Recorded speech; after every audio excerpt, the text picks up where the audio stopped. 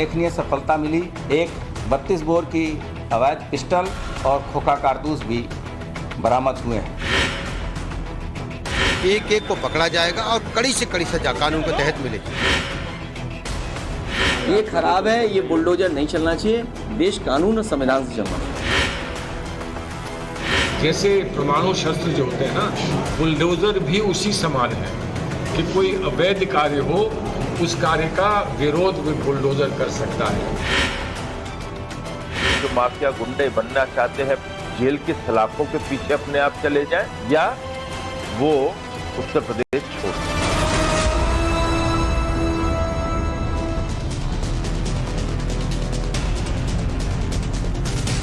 नमस्कार, टाइम्स 9 भारत पर देश के सबसे पसंदीदा डिबेट शो राष्ट्रवाद में आपका स्वागत है।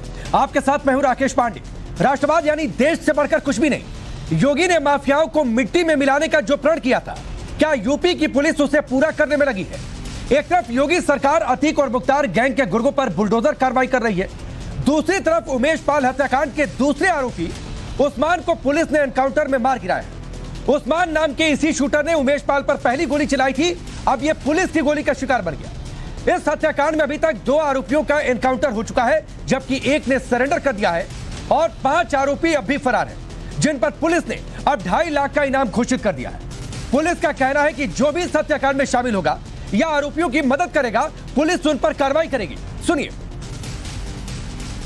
प्रयागराज पुलिस को एक उल्लेखनीय सफलता मिली जब इस शूटआउट में शामिल घायल उस्मान को तत्काल अस्पताल शिफ्ट किया गया, जहां इलाज के दौरान उसकी मृत्यु हुई। जो वीडियो प्रसारित हुआ था उसमें यह व्यक्ति मृतक उमेश पाल को तथा हमारे जवान को गोली मारते हुए देखा जा सकता है। इसके पास से एक 32 बोर की अवैध पिस्टल तथा कुछ जीवित और खोखा कारतूस भी बरामद हुए हैं। कोई भी व्यक्ति जो इस हत्याकांड में शामिल है बचने नहीं पाएगा और सभी लोग कानून के दायरे में लाए जाएंगे। साथ ही साथ जो लोग ऐसे व्यक्तियों को छुपाते हैं या शरण देंगे, वो भी इनको अभियुक्तों को छुपाने और उस हत्याकांड में मदद करने के भागीदार होंगे। तो आपने सुना, 2 टूक अंदाज में पुलिस ने कह दिया है कि एक भी आरोपी बख्शे नहीं जाएंगे और जो इनकी मदद करेगा वो भी पकड़ा जाएगा। योगी की पुलिस लगातार एक्शन मोड में है। जिस मुस्लिम हॉस्टल से सदाकत को गिरफ्तार किया गया था, वहां पुलिस ने छापेमारी की है। आरोपी उस्मान के एनकाउंटर के बाद योगी के मंत्री कह रहे हैं कि योगी सरकार दोषियों को सख्त सजा देगी। साथ ही अतीक के गुर्गों को चेतावनी दी है, या तो खुद ही जेल चले जाएं या फिर यूपी छोड़ दें। आप जानते हैं कि हमारी सरकार अपराध पर जीरो टॉलरेंस की नीति के तहत काम कर रही है। हम एक एक अपराधी को पकड़ेंगे, कानून के तहत कड़ी से कड़ी सजा देंगे। अपराधी कितने दुर्दांत हैं कि पुलिस पर भी हमला करने से बाज नहीं आ रहे हैं। पुलिस मुठभेड़ में आज एक और अपराधी मारा गया है। एक एक को पकड़ा जाएगा और कड़ी से कड़ी सजा कानून के तहत मिलेगी। पुलिस कार्रवाई में मिली सफलता के लिए मैं इस पूरी पुलिस टीम को बधाई दूंगा और इस प्रकार के अपराधी, इस प्रकार के हत्यारे जो दिन दहाड़े श्री उमेश पाल जो अधिवक्ता भी थे, समाजसेवी भी थे, राजनीतिक कार्यकर्ता भी थे, उनकी हत्या किया। जो अतीक के गुर्गे हैं या और भी जो माफिया गुंडे बनना चाहते हैं प्रयागराज और पूरे प्रदेश के अंदर, उनको या तो जेल की सलाखों के पीछे अपने आप चले जाएं, ये मेरी सलाह है, या वो उत्तर प्रदेश छोड़ दें। तो आपने सुना, योगी सरकार में मंत्री कितने सख्त अंदाज में चेतावनी दे रहे हैं। माफिया का परिवार अब योगी सरकार के एक्शन से कांप रहा है। बुलडोजर एक्शन और एनकाउंटर को लेकर समाजवादी पार्टी योगी सरकार पर लगातार सवाल उठा रही है। समाजवादी पार्टी का कहना है कि छोटे लोगों को मारकर योगी सरकार बड़े माफियाओं को बचा रही है। सुनिए क्या कहा गया। ये प्यादों के इनकाउंटर से बात नहीं बनेगी। प्यादों के जो बादशाह हैं, जिन्हें हुकूमत का संरक्षण है, उनको तो बचाने का काम चल रहा है और बचा भी लिया गया। अब ये प्यादे गुलाम के इनकाउंटर से क्या होगा?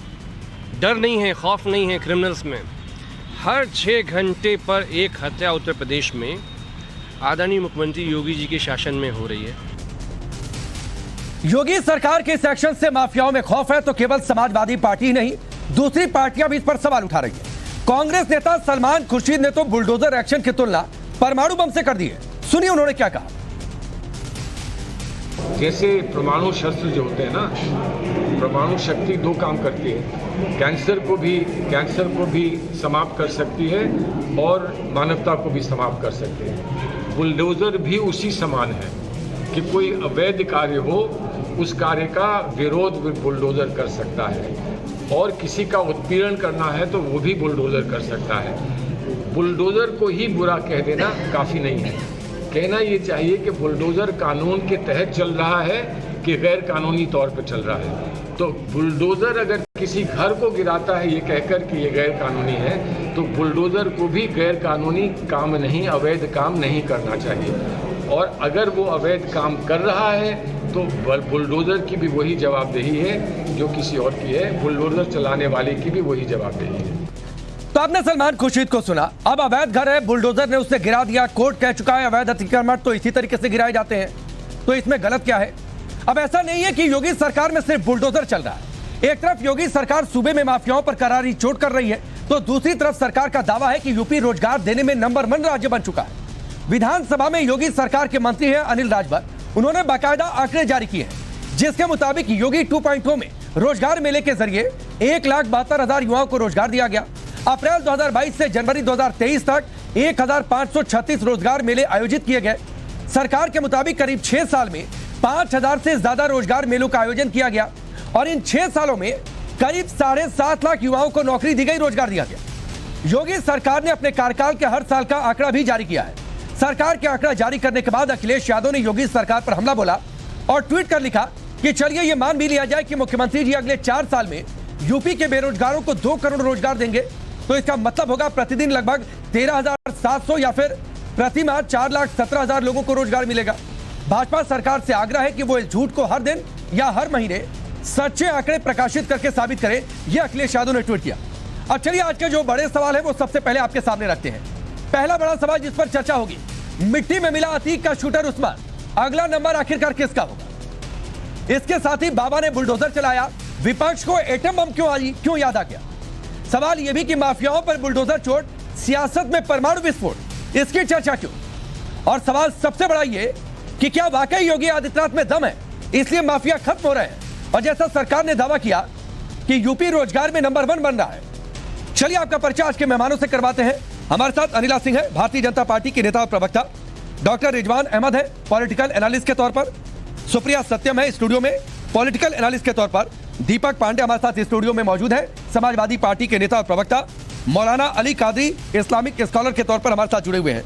सबसे पहले दीपक भाई मैं आपके पास आता हूं, ये बार बार बुलडोजर चल रहा है, गलत हो रहा है, माफिया छोटे पकड़े जा रहे हैं, अतीक मुख्तार ये छोटे माफिया है क्या? परमाणु बम की बात नहीं, देखिए अब पहले हम अतीक से ही बात शुरू करते हैं। अतीक देवरिया जेल में था जब, तो आप लोगों को मैं कई बार बता चुका हूं कि जब देवरिया जेल में था तो लखनऊ से किडनैप करवा करके योगी आदित्यनाथ के शासन में ही लखनऊ से किडनैप करवाता था और जेल में बुलाता था, मारता पीटता था, अवैध संपत्ति उनको अपने नाम करवाता था।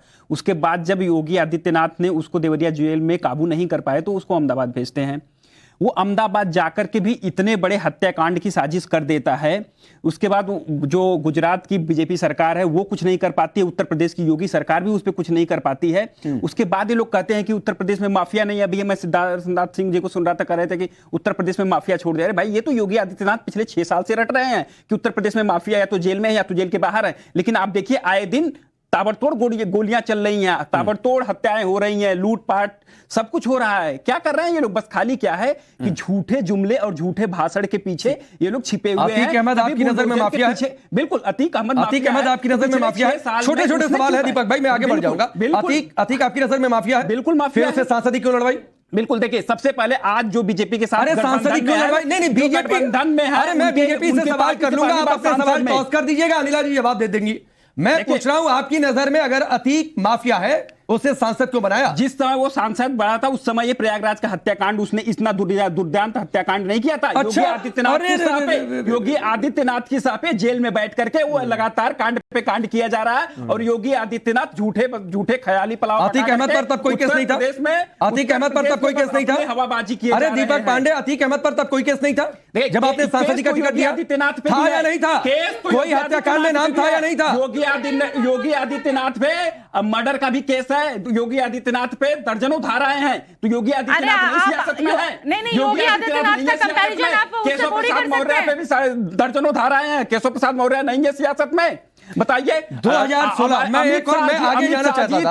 अरे एक नहीं, अरे दीपक पांडे सुनिए ना सर, यह अगर तर्कों के साथ डिफेंड करेंगे तो जनता उसे सुनेगी, समझेगी। वरना जनता कह रही होगी कि कितनी ताल ठोककर सर आप अपनी गलती को स्वीकार भी नहीं कर रहे। बिल्कुल नहीं। 2016 सुनिए ना सर, मुकदमे 2016 ऐसे 2016 दीपक पांडे सुन लीजिए, दीपक पांडे सुन लीजिए, 2016 पलायन मामले में नाहिद का नाम आया था।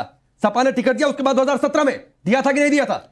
देखिए टिकट दिया था कि नहीं दिया था? बिल्कुल। यानी सिर्फ माफिया जो अपराधी है उन्हें टिकट देंगी समाजवादी पार्टी। अरे योगी आदित्यनाथ को टिकट नहीं मिलना। अरे आप अपनी बात करिए ना। आपकी पार्टी बेहतर है? आपकी पार्टी बेहतर है? आपकी पार्टी बेहतर है कि नहीं बेहतर है? हम लोग बाहर किए पार्टी से। बताइए, उसको पार्टी से हमने बाहर किया। लेकिन एक बार और भी बात की है, सबसे ज्यादा अपराधी। एक और बात कर दूं, अनिला जी आपका जवाब दे देंगी। एक और छोटी बात सुन लीजिए, जब आपकी पोल पट्टी खोल रहा हूं ना सर, 2022 का जो अभी विधानसभा चुनाव खत्म हुआ, सुनिए ना सर, सुनिए ना, अरे सुनिए ना सर, आपसे ज्यादा पढ़ता हूं। अब्बास अंसारी ने मऊ में क्या कहा था? अब्बास अंसारी ने मऊ में क्या कहा था जिसे आपने सुहेलदेव पार्टी से टिकट दिलवाया? अब्बास अंसारी ने कहा था सफाइयों का शासन आने दो, बुलडोजर चलवाएंगे अफसरों पर, धमकी दी थी। चलिए ठीक है सर। अहमद को पहली बार अनिला सिंह पार्टी किसके साथ? अनिला सिंह सबसे ज्यादा सारी खता ये करे आपको, लेकिन उसकी जिम्मेदारी भारतीय जनता पार्टी की है।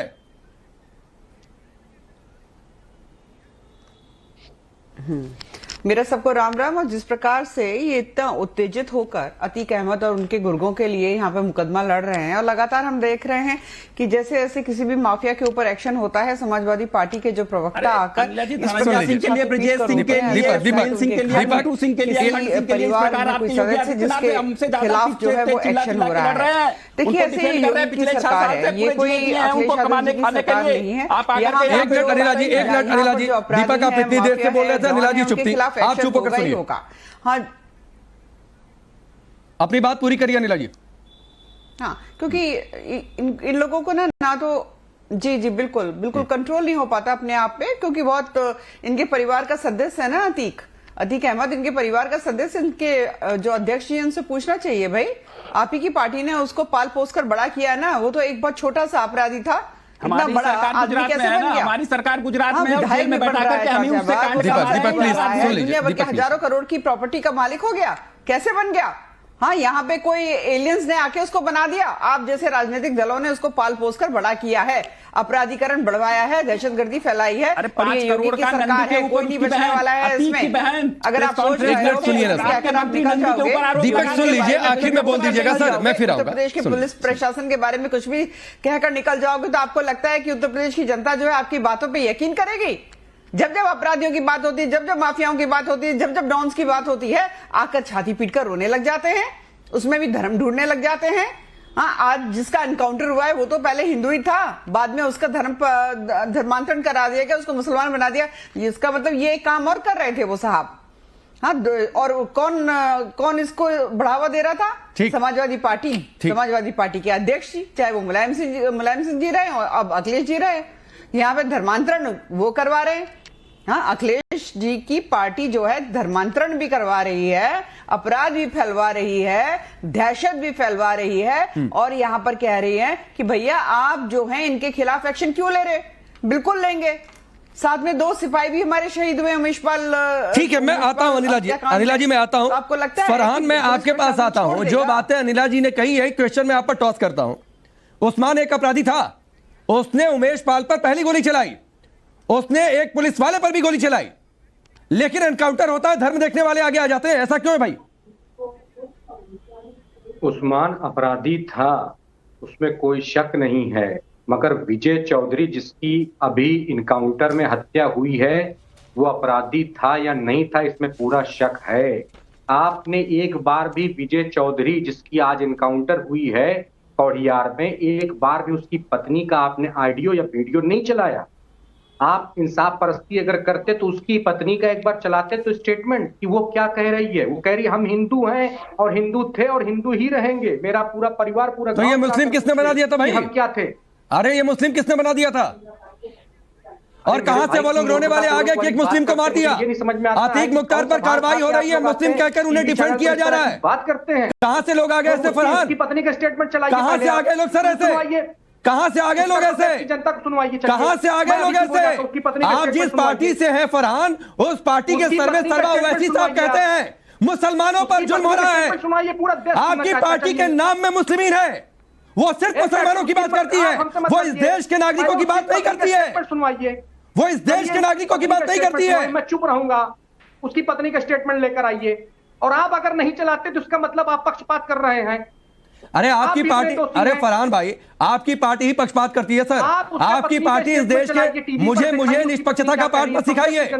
सुनिए फरहान सुनिए, मुझे निष्पक्षता का पाठ बिल्कुल मत सिखाइए। आपकी पार्टी खुद पक्षपाती है। आपकी पार्टी के नाम में मुस्लिमीन है जो कहती है हम इस देश में सिर्फ मुसलमानों की बात करते हैं, हम इस देश के आम नागरिकों की बात नहीं करते हैं, हम हिंदू सिख ईसाई की बात नहीं करते हैं। अरे आपकी पार्टी के नाम में मुस्लिमीन है सर। पहले अपनी पार्टी को निष्पक्ष बना लीजिए, फिर मुझे पाठ सिखाइएगा, फिर मुझे पाठ आप सिखाइएगा। रिजवान भाई मैं आपके पास आता हूं। अरे नहीं सिखा सकते ना सर, नहीं सिखा पाएंगे, नहीं सिखा पाएंगे। आपकी पार्टी निष्पक्ष नहीं है। पहले अपनी पार्टी के नाम, अरे छोड़िए सर, ठीक है सर, हमने सबका स्टेटमेंट चलाया। रिजवान भाई हो गया, फरहान आपकी बात हो गई, फरहान आपकी बात हो गई। रिजवान भाई उस्मान के एनकाउंटर पर इसलिए सवाल क्योंकि उस्मान है, अतीक मुख्तार के गुर्गों पर कार्रवाई इसलिए क्योंकि वो मुस्लिम है। बार पूछूंगा इस सवाल, उसकी पत्नी। अरे रुक जाइए सर, फरहान रुक जाइए। रिजवान भाई उसकी पत्नी का स्टेटमेंट। अरे रुक जाइए, हो गया, एमआईएम का दफ्तर नहीं है ये। नहीं अब सुनिए रिजवान भाई को, एकदम शांत, सिर्फ रिजवान भाई की आवाज होने जा रही है।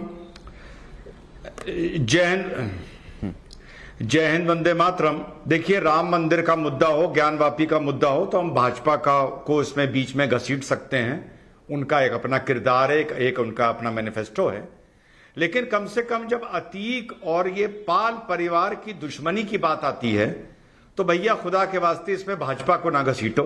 ये पूरा खेल हाथी और साइकिल का खेला हुआ है अगर इन दो की बात करें।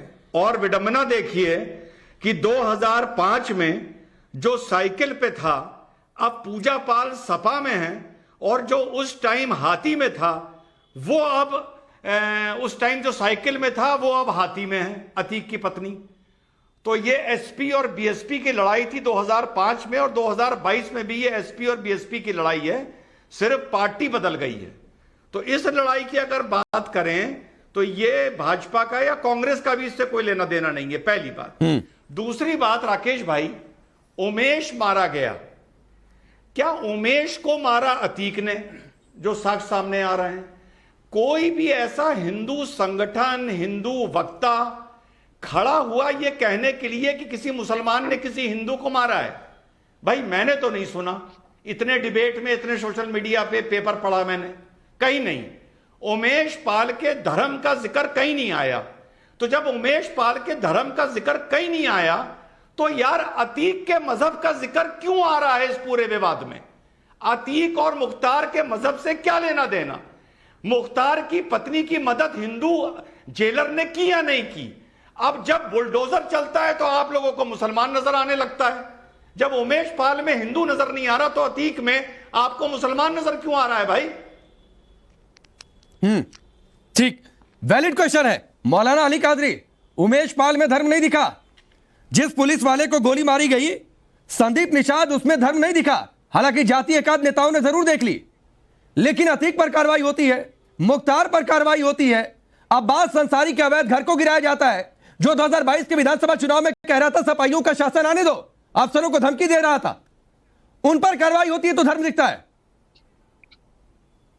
देखिए साहब, सबसे पहली बात तो यह है कि किसी अपराधी का कोई धर्म नहीं होता, और हमें भी यह सोचना चाहिए कि अगर कोई अपराध करता है तो वो सारे समाज के लिए घातक है। कोई एक समाज के लिए घातक नहीं है, बल्कि सारे समाज के लिए वो घातक है। और इसीलिए मैं किसी भी अपराधी को मजहब के पैमाने पे मैं नहीं तोलता हूं। लेकिन रहा सवाल साहब कि अब जो अतीक की बीवी किराए से जिस घर में थी, उस घर को भी योगी गवर्नमेंट तोड़ देती है और जो है जिधर चाहे उधर उनका बुलडोजर चला देती है। फिर हमारे देश में कोर्ट का क्या काम है, न्यायालय का क्या काम है? आप खुद हर फैसला कर रहे हैं तो आप ही कर दीजिए ना फैसला। आप कानून व्यवस्था की बात करते हैं तो फिर आपके पास कानून व्यवस्था आपके प्रदेश में इतना बिगड़ा हुआ क्यों है? दूसरे प्रदेश के बनिस्बत अगर यूपी को आप देखेंगे तो कानून व्यवस्था बहुत बिगड़ी हुई है।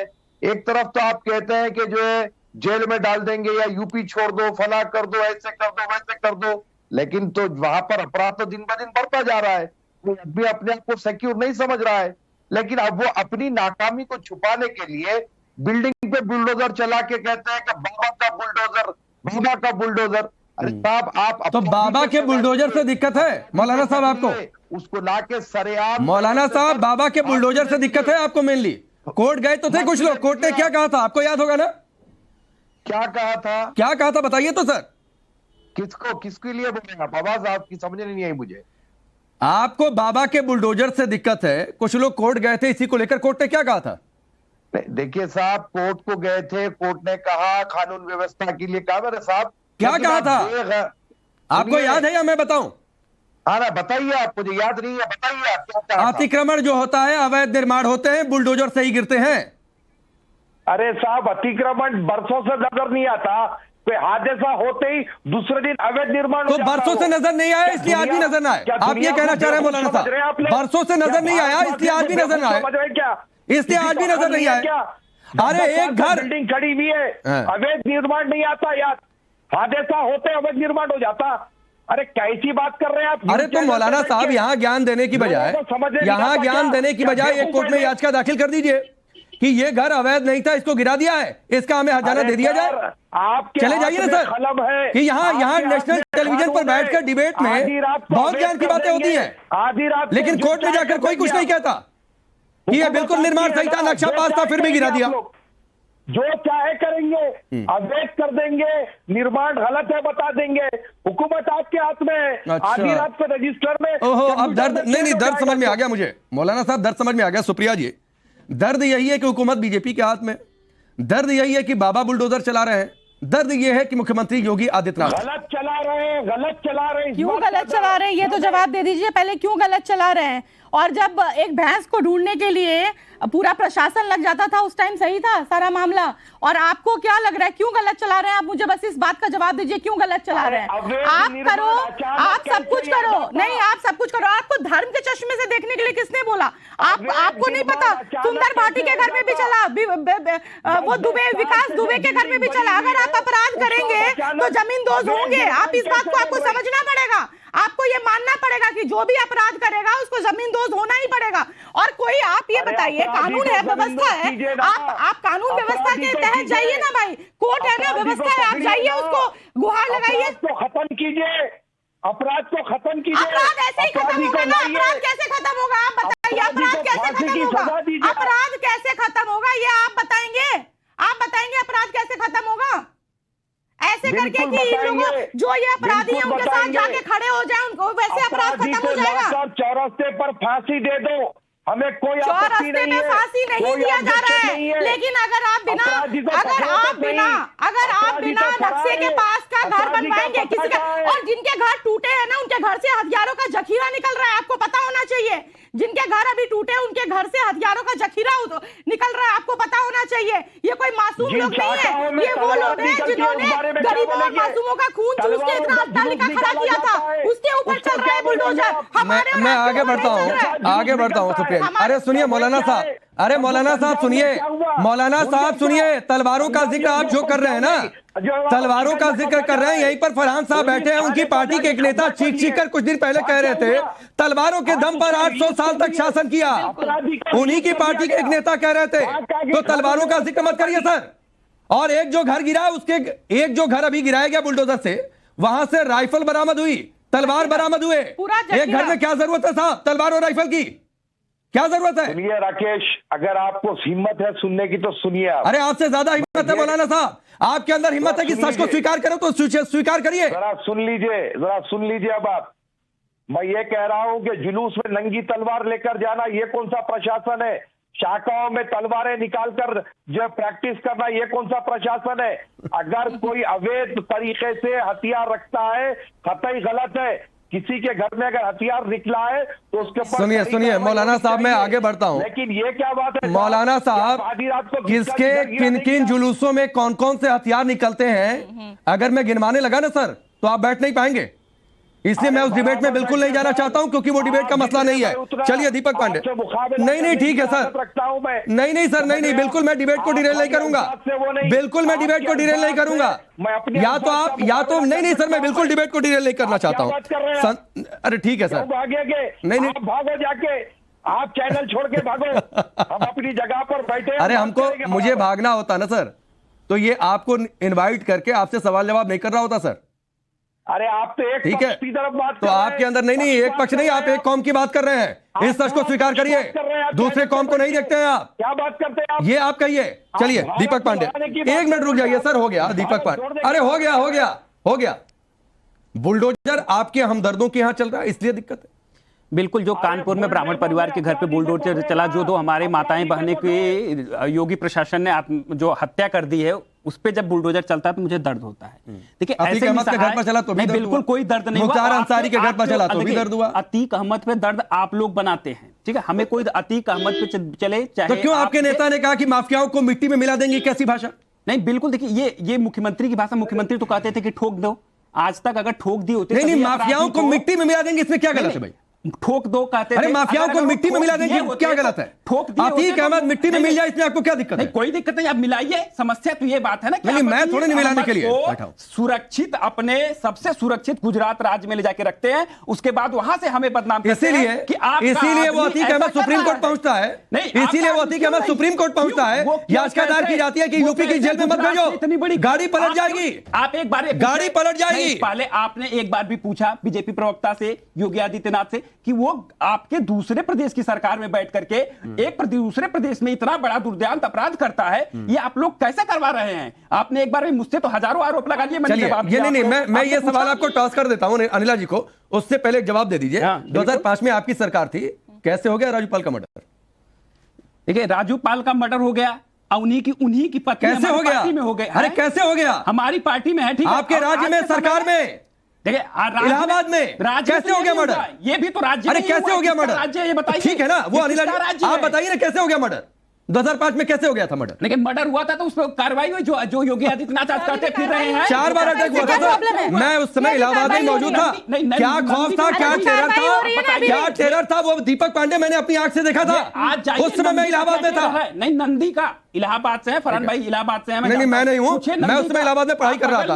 ठीक है सर, नंदी के बारे में पूछिए। नंदी का आप नहीं बताएंगे 2005 में कैसे हो गया? नंदी के आप नहीं बताएंगे ना 2005 में कैसे हो गया? आप नहीं बताएंगे ना? अरे आप अपने सवाल का जवाब दीजिए ना, या नंदी के प्रवक्ता है? नहीं बिल्कुल आप अपने नहीं आप बताइए ना 2005 में कैसे हो गया? उनका नाम आप क्यों नहीं ले रहे हैं? चलिए अनिला जी, अच्छा मैं उनका नाम क्यों नहीं ले रहा, आप 2005 का जवाब क्यों नहीं दे रहे?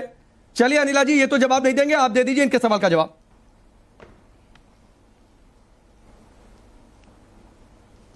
क्या पूछ रहे हैं? चिल्लाते इतना है ना कि इनकी आवाज ही नहीं समझ में आती कि बोल ये इनकी दिक्कत है कि आपने अहमदाबाद जेल में क्यों बिठा रखा? मैं बस इसके बाद आता हूं अनिला जी के जवाब के बाद। एक मिनट दीपक भाई रुक जाइए दीपक भाई रुक जाइए। अनिला जी आपका जवाब, फिर रिजवान भाई। नहीं तो इनसे पूछ लीजिए कहाँ, नहीं कौन सी जेल प्रेफर कर रहे हैं? अपने अतीक अहमद जिसको ये लोग दिल लो जान से चाहते हैं, बोलिए ट्रांसफर जेल को प्रेफर कर रहे हैं? उत्तर प्रदेश में तबाही क्यों मचवा रही है? शर्म नहीं आती है लोगों को इस प्रकार के व्यक्तित्व देते हैं कि यहाँ जेल में बैठा रखा है, वहाँ जेल में बैठा। अरे काम से काम रखिए, चाहे सपा है चाहे बसपा है, हमेशा अपराधियों को, जघन्य अपराधियों को टिकट देते हैं विधानसभा में चुनाव लड़ने के लिए, पार्लियामेंट पहुंचाने के लिए। ये लोग आप लोग काम करते हैं। उत्तर प्रदेश में कौन कहाँ पे बैठा हुआ है अपराधी, उससे क्या मतलब? दीपक पांडे यहाँ पे चिल्लाने के लिए आए हुए हो क्या? कब तक बयान चिल्लाने के लिए आए हुए हो क्या? कितनी परेशानी हो रही है आपको? अतीक अहमद और उसके परिवार के लोगों पे अगर एक्शन हो रहा है तो क्यों परेशानी हो रही है? आराम से बैठो, जरा मुंह बंद करके बैठो। चिल्लाने मैं आगे बढ़ता हूँ। नहीं ये एक साथ में दीपक पांडे एक साथ में, अगर ये झूठी कार्रवाई है फिर क्यों दिक्कत हो रही है भाई? झूठी कार्रवाई है तो क्यों दिक्कत हो रही है? चलिए रिजवान कुछ कह रहे हैं। एक मिनट अनिला जी में आता हूं, अनिला जी में आता हूं, एक मिनट रुक जाइए। दीपक पांडे रुक जाइए, दीपक पांडे रुक जाइए। सर झूठी कार्रवाई है तो क्यों पेट में दर्द हो रहा है? रुक जाइए, आपने अभी कहा ना झूठी कार्रवाई है। चलिए रिजवान कुछ बोल रहे हैं, रिजवान भाई क्या बात होने यार। राकेश भाई, अभी कादरी भाई सब बुलडोजर का बता रहे थे कि वो गैर कानूनी हैं।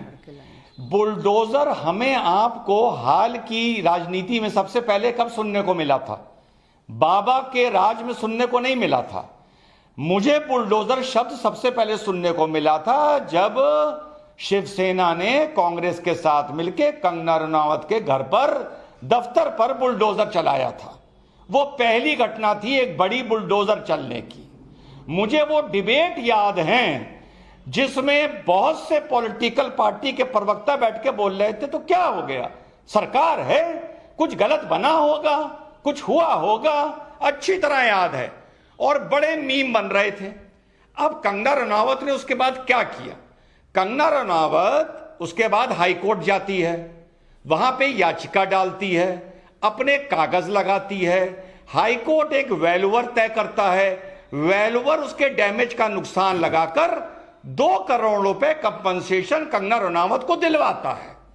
तो भाई कादरी भाई, जिन जिन के मकान बाबा ने तोड़े हैं उनसे कहो कि रिजवान ने एक राय दी है, कंगना रनावत की नजीर मंगवा लें और इलाहाबाद हाईकोर्ट चले जाएं, वहां पे अपने कागज दिखा दें, अपना नक्शा दिखा दें, उनको भी कंपनसेशन मिल जाएगा।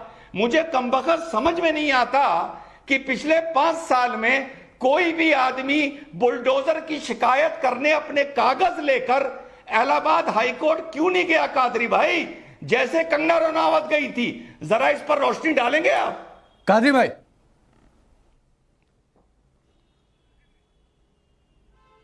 कबूल है, बहुत जबरदस्त मशवरा आपने दिया है। और मैं तो जितने लोग जिसके भी घर ढाए गए हैं, जिसके भी घर पे बुलडोजर चला है, मैं चैनल के माध्यम से करूंगा कि रिजवान भाई बहुत बड़े एडवोकेट है, इनके पास चले जाए, यही इलाहाबाद हाईकोर्ट जाएंगे।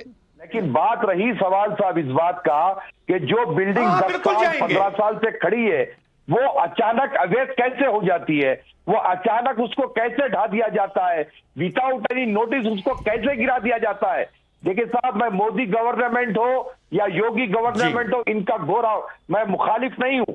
मैंने योगी के जो प्रशासन में जो अच्छे काम हुए हैं, मैंने आप ही के चैनल के जरिए उसकी कामों की तायद भी की, उसका समर्थन भी किया। ठीक, मोदी जी छोटी छोटी बात कादरी साहब, छोटी छोटी बात। रिजवान भाई आपको केस मिल गया, क्लाइंट मिल गए, कादरी साहब दिलवा रहे हैं आपको।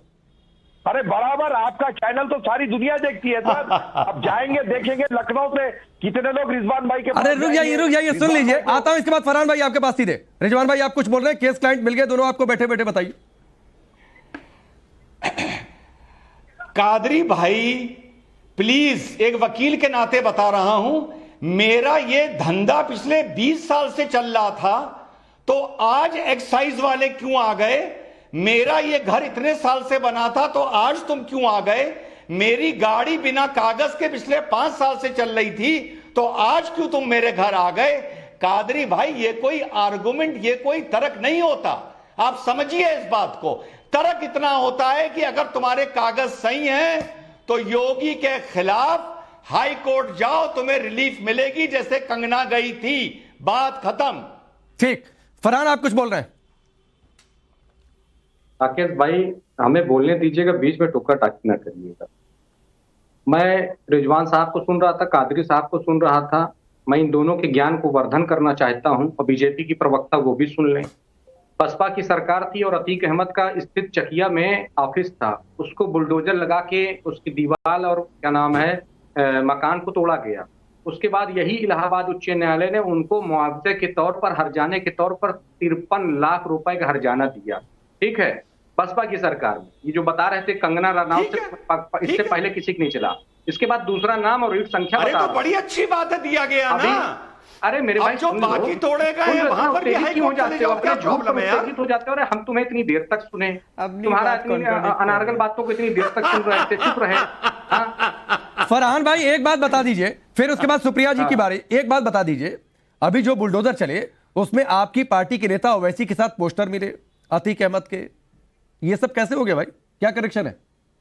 ये उसी तरीके से है जिस तरीके से मनोज कुलकर्णी जिसने 97 मुसलमानों का कत्ल किया था और भारतीय जनता पार्टी ने उसकी बेटी पायल कुलकर्णी को टिकट देकर बीजेपी ने उसको विधायक बनाने का काम किया, तो उसी तरीके से है भाई।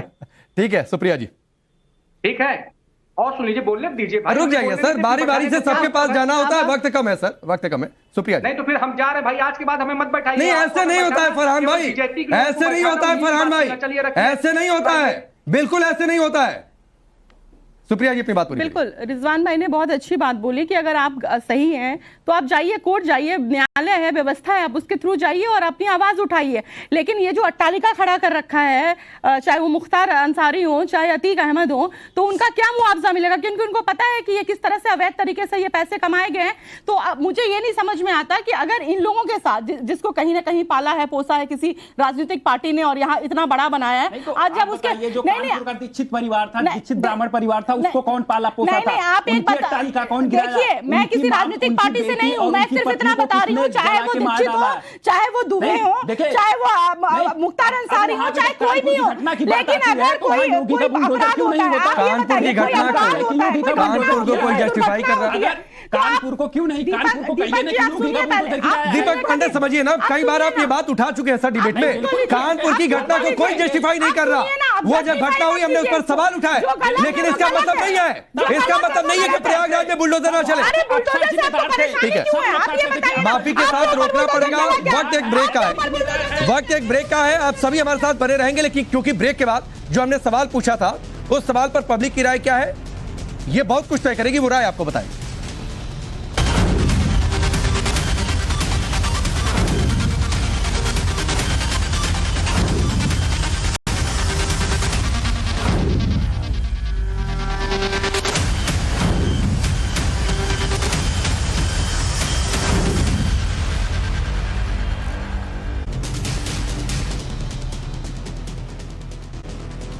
ब्रेक में चलिए आगे बढ़ते हैं। आज के सवाल पर पब्लिक की राय क्या है, यानी आपकी राय क्या है, वो आपके सामने रखते हैं। सवाल था कि बुलडोजर एक्शन और एनकाउंटर से क्या यूपी के माफिया खौफ में है? देखिए 90% लोग कह रहे हैं हाँ, नहीं कह रहे हैं 10% लोग।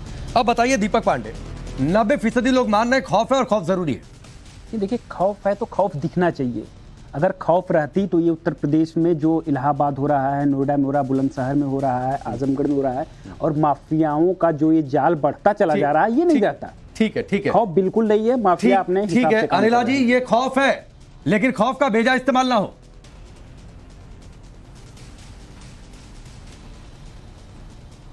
देखिए ऐसा है कि जिन लोगों को ज्ञान नहीं होता, केवल लाल टोपी पहनकर गुंडागर्दी करना जानते हैं, वो इस प्रकार की अनर्गल बात करते हैं। अगर ये बुलडोजर चल रहा है तो ऐसे भवनों पे चल रहा है कि जिनका इलीगल कंस्ट्रक्शन है या नक्शा पास नहीं कराया है, बार बार नोटिस देने के बावजूद भी अगर वो करेक्शन नहीं होता है तो प्रशासन की मदद लेकर इतना ही है। माफी के साथ मुझे रुकना पड़ेगा। आप सबका बहुत बहुत शुक्रिया। रिजवान भाई नहीं आ पाए आपके पास, बहुत बहुत शुक्रिया आप सबका हमसे जुड़ने के लिए। राष्ट्रवाद में फिलहाल अभी के लिए बस इतना है।